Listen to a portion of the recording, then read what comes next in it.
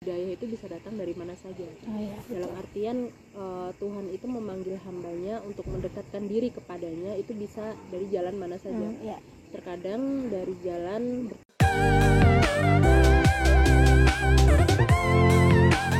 Assalamualaikum warahmatullahi wabarakatuh. Kembali lagi di podcast Perempuan Mengaji. Kali ini saya kedatangan tamu yang sangat istimewa sekali dari jauh banget lintas provinsi. Alhamdulillah sedang bersama saya Ning Imas Fatimah Zahra. Gimana Ning kabarnya? Alhamdulillah Bisa menyapa teman-teman Perempuan Mengaji. Halo teman-teman semua, semoga selalu bahagia dimanapun teman-teman berada. Amin, amin. Amin. Gimana Ning, kesibukannya sekarang apa? Kesibukannya mungkin tidak jauh-jauh dari belajar ya. Ya memang Karena harus selalu pembelajaran itu memang seumur hidup dan Iya. kebetulan concernnya di situ. Dan nggak cuman berhenti di bangku sekolah saja ya, betul. justru malah pembelajaran yang sejatinya itu malah pasca sekolah kalau menurut saya. Universitas kehidupan. Iya betul. Ya, jadi teman-teman, Neng Imas ini adalah pengasuh pesantren Al Ihsan Lirboyo Kediri, dan beliau juga salah satu influencer di media sosial yang sering sekali berdakwah dan memberikan edukasi-edukasi di media sosialnya. Terutama beliau ini sangat mendalami sekali atau ahli di bidang ilmu fikih.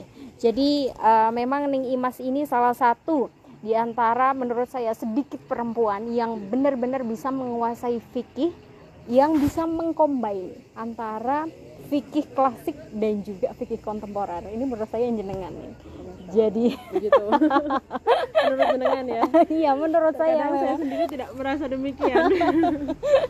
Jadi memang keren sekali. Tapi teman-teman, karena di beberapa kesempatan Neng Imas sudah sering sekali memberikan edukasi-edukasi tentang keilmuan fikih. Nah, kali ini Perempuan Mengaji ingin mengulas sesuatu yang berbeda, yaitu tentang hal spiritualitas. Nah, menurut Neng Imas sendiri apa sih yang dimaksud dengan spiritualitas itu? Mungkin tidak jauh-jauh dari takrifnya bahwa ada kalanya manusia ini hubungannya dengan manusia lain, hablum minan nas. Kemudian ada kalanya hubungannya dengan Tuhan, Iya. hablum minallah. Nah, spiritualitas ini berarti kedekatan kita dengan Sang Pencipta. Iya, Itu secara global, secara global. Cuman jika ditelisik lebih jauh lagi, ternyata memang spiritual ini terkadang tidak selalu bisa dipastikan sampainya atau mungkin kadarnya. Seperti halnya iman seseorang itu naik turun, Iya, ada kalanya harus diupayakan, ada kalanya juga berbeda setiap individunya, bahkan setiap usia fase-fase kehidupan juga tidak Masing-masing sama. orang berbeda. Masing-masing Ya. orang berbeda. Nah, di sini karena hubungannya spiritual sendiri itu dengan hidayah. Akidah itu hubungannya dengan hidayah. Sehingga memang kalau hubungannya dengan hidayah mungkin bisa diupayakan namun tidak bisa dipastikan begitu. Karena iya, itu betul. pilihan. Langsung nanti Panggilan, ya. panggilan, betul. Jadi spiritualitas seseorang yang sudah mencapai puncaknya, yang ibaratnya kalau dalam bahasa tasawuf itu kan orang ada kalanya syariat, hamba keras reguler Iya. seperti saya. Hamba kemudian thariqah, orang-orang sufi, zahid, kemudian baru hakikat. Ini tingkat spiritualitas yang paling tinggi dalam ilmu tasawuf. Lah, di sini memang tidak sembarangan orang, sekalipun diupayakan, ketika hidayah itu tidak dikehendaki sampai kepada seseorang ya mungkin betul. akan sulit ya untuk ini. Karena memang pilihan, lagi-lagi pilihan. Namun bukan berarti tidak bisa diupayakan. Bisa diupayakan. Nah, itu salah satunya dengan cara apa nih untuk Bisa mengupayakan? diupayakan dengan kesungguhan kita dalam beragama itu sendiri, dalam memegang prinsip-prinsip agama itu sendiri. Nanti ketika seseorang ini sudah serius dalam memegang prinsip beragamanya, dalam artian ilmu itu amaliyah tapi juga bukan hanya ilmiah tapi juga amaliyah, Betul. sehingga nanti ruhnya, agama itu betul-betul menjadi identitas kita, yang sehingga insya Allah nilai spiritual kita bisa naik di mata Tuhan, yang akhirnya kita bisa menjadi hamba yang lebih dekat lagi. Terus ada fase-fasenya, dan itu tidak akan berhenti sampai kita meninggal.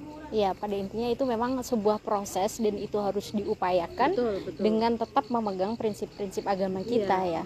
Gitu ya. Memang yang pertama itu adalah iman yang paling rendah. Dalam artian bukan paling rendah, prinsip beragama yang seharusnya paling dipegang teguh itu adalah imtisalul awamir wajtinabun nawahi. Iya. Mendatangkan perintah, menjauhi larangan. Itu yang paling minimal sebetulnya. Kemudian baru nanti kesunahan, kemudian nanti afdhol amal, seperti itu. Itu prinsip-prinsip syariat yang ketika seseorang mampu berpegang teguh terhadap itu, kemudian bisa mensucikan dirinya, mensucikan hatinya, insya Allah nilai spiritualnya akan naik. Tapi ya itu mungkin sulit ya. Berproses. Dan Dan sebenarnya begini nih, ada rumor bahwa spiritualitas ini hanya bisa digapai ketika kita sudah lanjut usia, misalnya orang-orang yang sudah berumur kayak gitu. Artinya ketika kita masih muda kayak gini, biasanya itu menikmati masa intelektualnya biasanya. Betul. Ini gimana pendapat jenengan?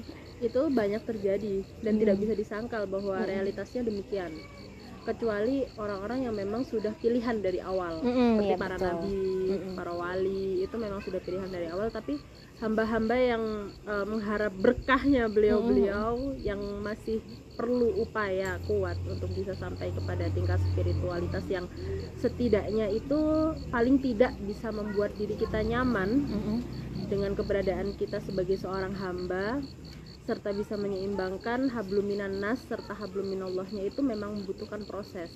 Yang pertama dengan ilmu. Oleh sebab itu Al-Quran ini kan diturunkan seperti halnya mukjizat para nabi, itu pasti diturunkannya sesuai dengan kebutuhan umat. Ya. Nabi Musa diturunkan tongkat untuk melawan Fir'aun. Kemudian bagaimana Nabi Muhammad ini sekiranya mukjizatnya relevan sampai akhir zaman? Ternyata diturunkan sebuah kitab yang berisi segala macam disiplin keilmuan, itu sebetulnya ada di dalam Al-Quran. Belum lagi balaghahnya, syair-syairnya. Sehingga memang pertama kali upaya yang harus dilakukan seseorang untuk mencapai tingkat spiritualitas yang baik adalah dengan ilmu, dengan belajar. Jadi itu tidak bisa dinafikan, begitu. Iya, jadi pentingnya kita terus mengupgrade ilmu kita ya, Betul. untuk menuju ke arah spiritualitas itu tadi, dan juga tetap menjalin koneksi hablum minallah dan hablum minannas, yang keduanya harus berjalan secara seimbang ya. Harus berjalan secara seimbang, dan juga harus nggak tahu mana yang lebih dominan, yang jelas dua-duanya juga harus dipegang gitu ya. Karena pada dasarnya begini, prinsip syariat itu mengutamakan kemaslahatan. Seperti halnya Nabi itu sangat memuliakan, sangat mementingkan sisi kemanusiaan manusia. Imam Ghazali itu kan ada prinsip syariah, hifdzun nafas, hifdzul mal, hifdzul badan, hifdzul din. Itu semua kan sebetulnya adalah pokok dasar atau fundamental dari kemanusiaan manusia itu sendiri, untuk saling menjaga kehidupan, menjaga agama, menjaga badan, tidak saling merusak. Itu sebetulnya adalah tujuan beragama, memang untuk menjaga keharmonisan. Ya, betul Gitu. Tapi ada kalanya orang ini tidak semuanya arif. Ada kalanya mereka itu seorang mungkin teolog atau filsuf yang lebih mementingkan antara hitam dan putih, baik dan benar, bukan maslahah atau tidaknya gitu. Jadi memang macam-macam manusia itu luar biasa sekali. dan menurut saya itu adalah sebuah fase sih, memang sebuah fase. Betul. Jadi kita juga tidak bisa mempersalahkan ya, tidak betul. bisa mempersalahkan. Ada kalinya mungkin dia baru fasenya hitam putih, nanti dia akan naik lagi seperti itu. Iya, betul. Karena pada dasarnya nanti kebenaran itu akan di akhir, seperti yang jenengan sampaikan tadi. Kebanyakan memang orang-orang tua yang sudah mencapai ini klimaksnya untuk memiliki spiritual yang baik ya. Iya, betul sekali. Ya gini nih, jadi jenengan tadi sempat menyinggung tentang Imam Al-Ghazali.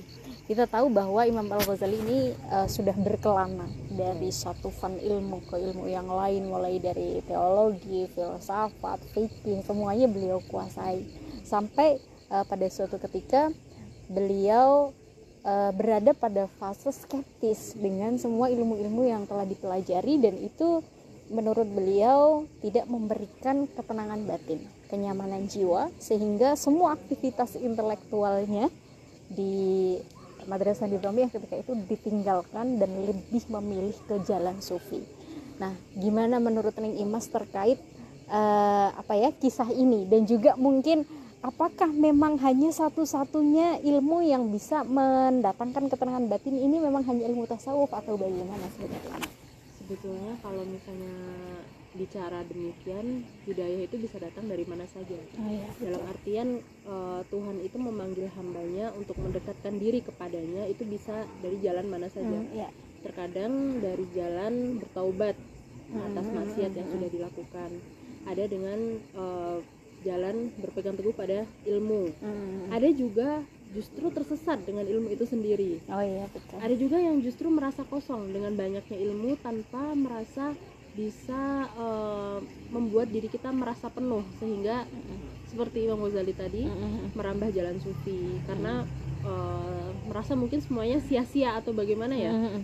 Kurang lebih begitu. Iya, merasa bahwa tidak memberikan ketenangan batin. Mungkin itu hanya sebatas untuk nutrisi otaknya saja, tapi jiwanya kering gitu. Iya, karena memang kan ada kalanya rasio kita dipergunakan, tapi hati kita juga disertakan supaya bisa sampai kepada Tuhan.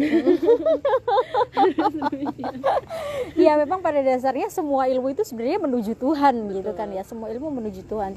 Tidak ada, apalagi keilmuan agama ya, ilmu agama Islam pasti semuanya itu diarahkan menuju Tuhan, dan jalan menuju Tuhan itu sangat beragam.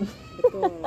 Sangat beragam sekali. Dan bagaimana supaya dari pembelajaran ini tadi melibatkan akal dan juga batin kita, hati kita, untuk bisa benar-benar sampai kepada Tuhan.